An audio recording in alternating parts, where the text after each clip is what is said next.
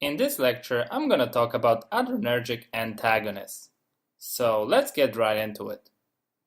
Adrenergic antagonists, also called sympatolytics, bind to adrenergic receptors, but instead of stimulating them, they actually prevent their activation. And just like with adrenergic agonists, we can divide antagonists based on their affinity for alpha or beta receptors. So we can divide adrenergic antagonists into two main groups, that is alpha blockers and beta blockers. So let's start with alpha blockers first.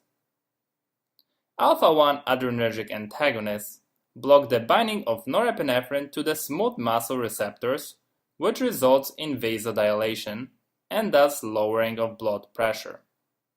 This is why alpha blockers are useful in the treatment of hypertension. Now, alpha blockers can be subdivided into two groups, that is non-selective alpha blockers and selective alpha blockers. As you might have guessed, non-selective agents can block both alpha-1 and alpha-2 receptors.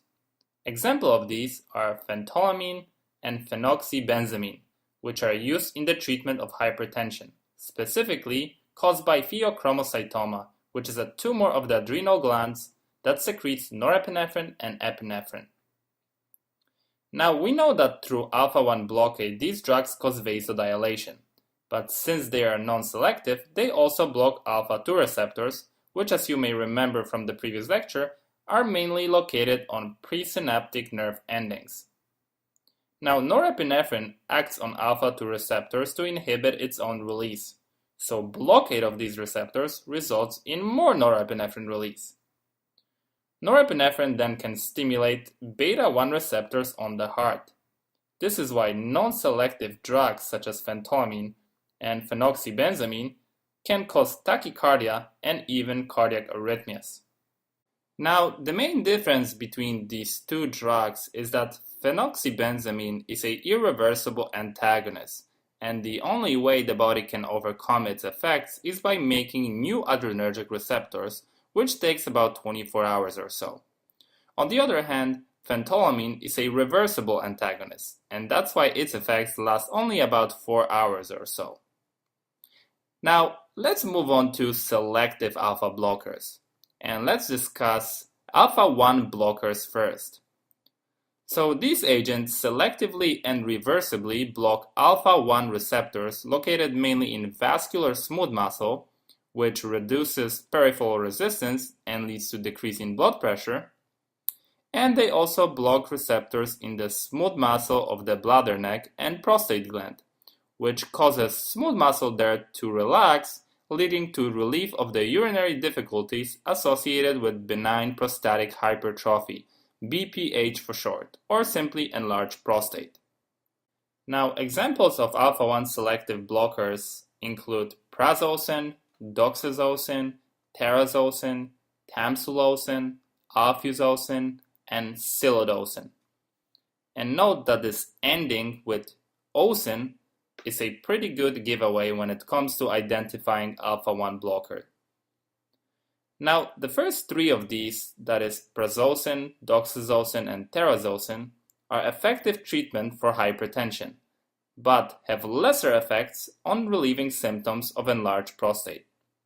On the other hand, tamsulosin, alfuzosin, and silodosin have little effect on blood pressure, but are much more effective for relieving symptoms associated with enlarged prostate. And this is because these agents have increased selectivity for alpha-1 receptors in the prostate, specifically alpha-1A subtype. Now, when it comes to side effects, orthostatic hypotension is one of the main concerns when initiating alpha-1 blocker, although it's not as severe as that observed with non-selective alpha blockers. Additionally, vasodilation produced by alpha-1 blockers can lead to headaches and nasal congestion.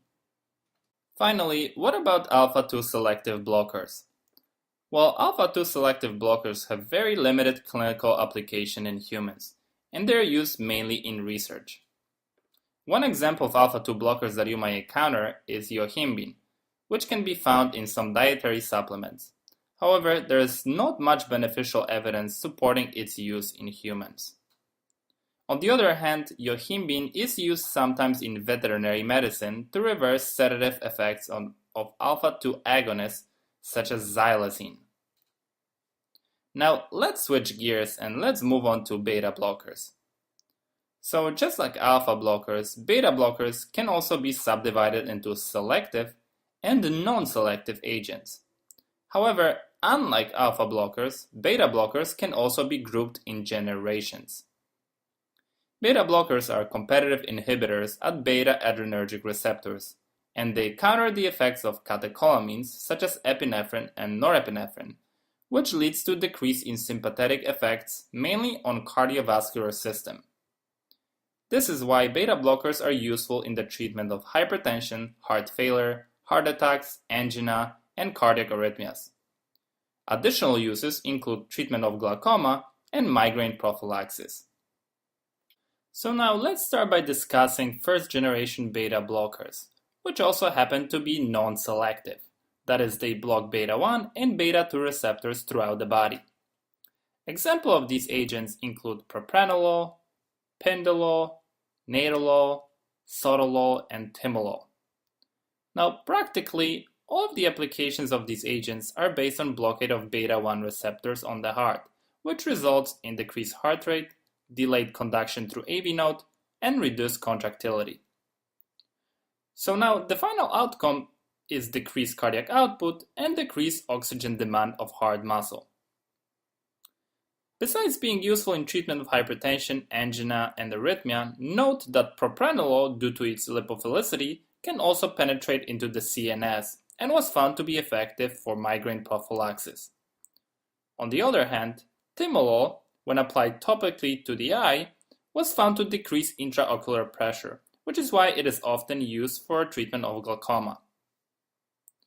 However, all that being said, let's not forget about blockade of beta-2 receptors by these non-selective agents. And as you may recall, beta-2 receptors are predominant in lungs, so their blockade can actually lead to bronchoconstriction. For this reason, these non-selective beta blockers are not recommended in patients with COPD or asthma. Now let's move on to the second generation beta blockers, which happen to be selective for beta-1 receptors, and because of that, we also call them cardioselective beta blockers. Now, this cardioselectivity makes these agents more suitable in patients with chronic lung disease. However, keep in mind that at high enough doses, this beta-1 selectivity can be lost, and beta-2 receptor blockade may occur. Examples of these agents include atenolol, acebutolol, bisoprolol, esmolol, and metoprolol. Now, let's move on to the third generation beta blockers. And here you need to pay special attention because things can get a lot tricky. So, unlike the first generation group that included non-selective agents, and unlike the second generation group that included selective agents, the third generation group includes both non-selective and selective beta blockers. However, what makes the third generation beta blockers different from the other two is that they also act on blood vessels to cause vasodilation. So here we have non-selective agents such as carvedilol and labetalol, which produce peripheral vasodilation by blocking not only beta but also alpha-1 receptors. And on the other hand, we have beta-1 selective agents, such as nebivolol, which produce vasodilation by inducing the release of nitric oxide from endothelial cells, and betaxolol, which is thought to produce vasodilation by additionally blocking calcium channels. And just as a side note here, betaxolol, due to its ability to decrease intraocular pressure when applied topically to the eye, just like timolol, it is often prescribed for glaucoma. But the bottom line here is that vasodilation produced by the third generation beta blockers make these agents especially effective in treatment of hypertension. Furthermore, carvedilol and nebivolol have been also shown to have antioxidant properties, which make them beta blockers of choice for heart failure, alongside commonly prescribed bisoprolol and metoprolol. Lastly, I wanted to briefly discuss intrinsic sympathomimetic activity of couple beta blockers, namely pindolol and acebutolol. Now, these two beta blockers are a little special in that they have ability to not only block, but also to weakly stimulate both beta 1 and beta 2 receptors, which leads to diminished effect on cardiac rate and cardiac output. This so-called intrinsic sympathomimetic activity can actually be beneficial in patients who cannot tolerate other beta blockers because of pre-existing bradycardia or heart block.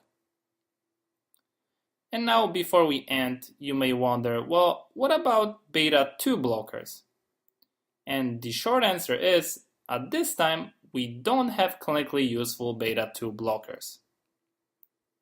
And with that, I wanted to thank you for watching. I hope you enjoyed it, and as always, stay tuned for more videos.